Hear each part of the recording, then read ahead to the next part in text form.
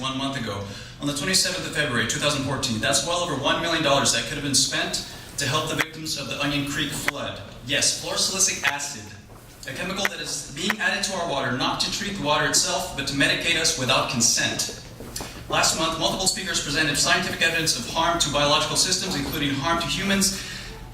The speakers presented personal testimony, ethical violations, and numerous examples of lack of scientific consensus. Which brings me to my next point.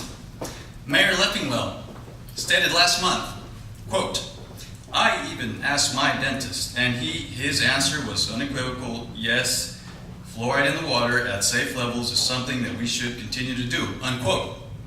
This is what is called a false appeal to authority. Dentists do not have the authority to suggest what we should or should not ingest.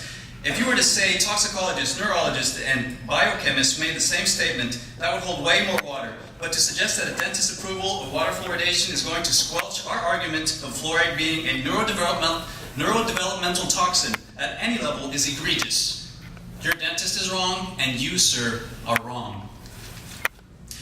Councilmember Spellman, who's not here right now, was not prepared to debate, effectively created a diversion by making the argument of concentration levels. This is a common argument by fluoridation promoters. Mr. Spellman, if you add 0.3 parts per million or 0.4 parts per million levels of fluorosilicic acid into our water, you are still not able to measure the dosage anyone is ingesting. So to suggest that 0.7 parts per million is acceptable simply because it's at the lower end of the CDC recommendation is equivalent to saying that you all should withdraw any form of informed consent and ignore the precautionary principle. The precautionary principle states that if an action or policy has a suspected risk of causing harm to the public or the environment, in the absence of scientific consensus that an action or policy is harmful, the burden of proof that it is not harmful falls on those taking an action.